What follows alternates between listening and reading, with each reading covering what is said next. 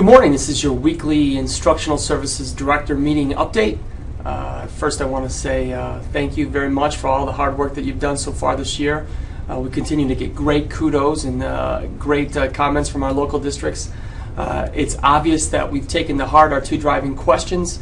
We continue to work and focus our efforts on how we can help them help their children.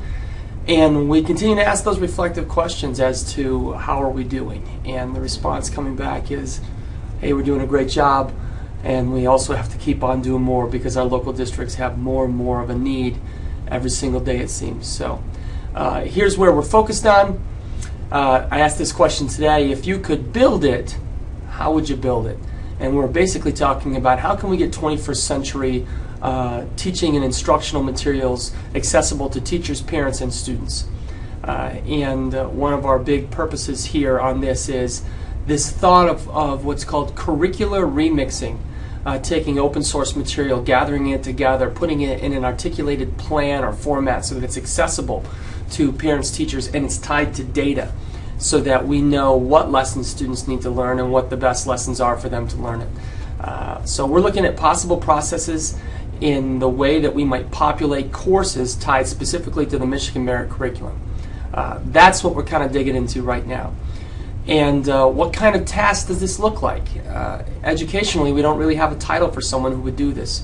We don't have a curriculum remixer. And who is that person? Is it a technology person? Is it a teacher? Is it a curriculum director? Is it a student?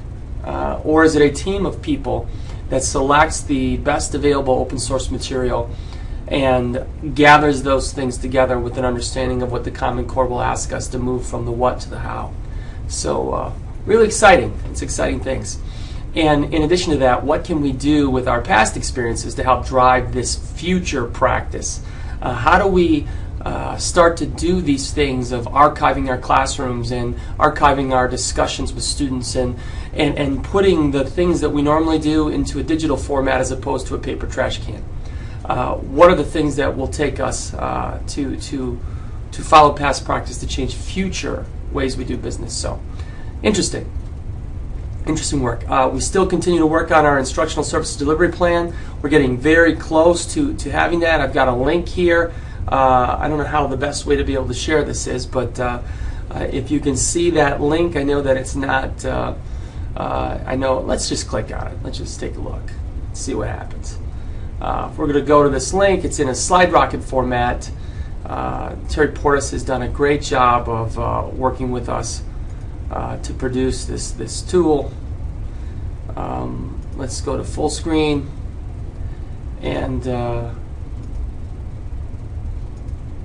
looks very similar to what we're doing.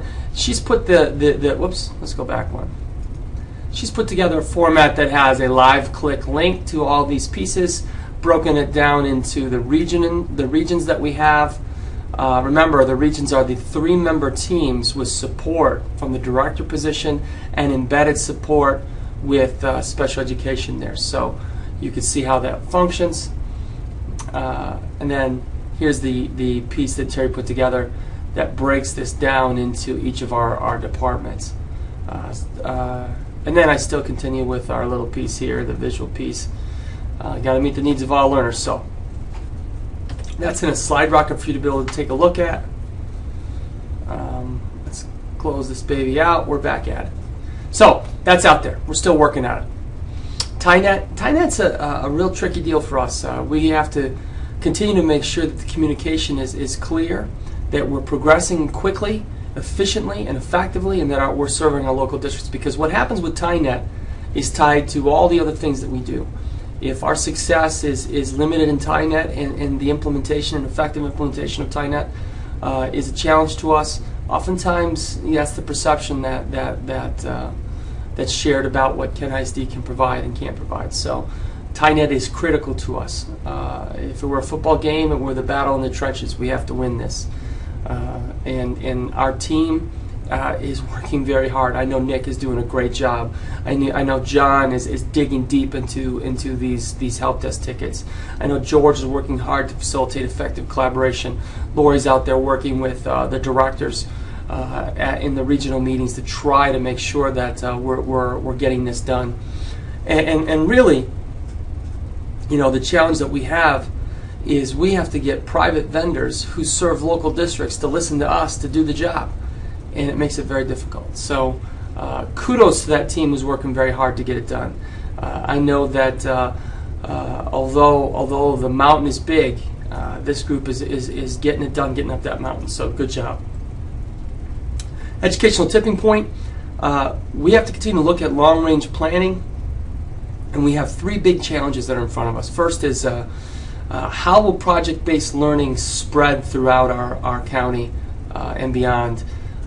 What happens with Kent Innovation High next year? How many enrollments will we have, and what if we surpass the capacity? The fifth quarter school is what I'm referring to as a college prep academy. How do we compete if the cyber cap comes off, and what will that do to our local districts? Will that impact their AP enrollment? And if so, how can we incorporate the macro agreement within the school setting so that we can protect and help our local districts achieve what they need to achieve? And then the last piece is very, very, very concerning. We have so many disengaged learners in this county. We know where they're at. We know that they're not engaged in the school setting. And I feel like we have a moral imperative to engage them and bring them back into the school setting, and I think we have the capacity to do that. But in the next couple days and leading into next week, when we have our next long-range planning meeting, these are some key issues that have to be resolved, or at least we have to have a plan and a direction, a compass to get us there. KSA subcommittee work. One of the things that as we roll out the regional supports, it'll be targeted around a Common Core audit. I know Terry Portis has done a lot of work with this. I've done some research on it.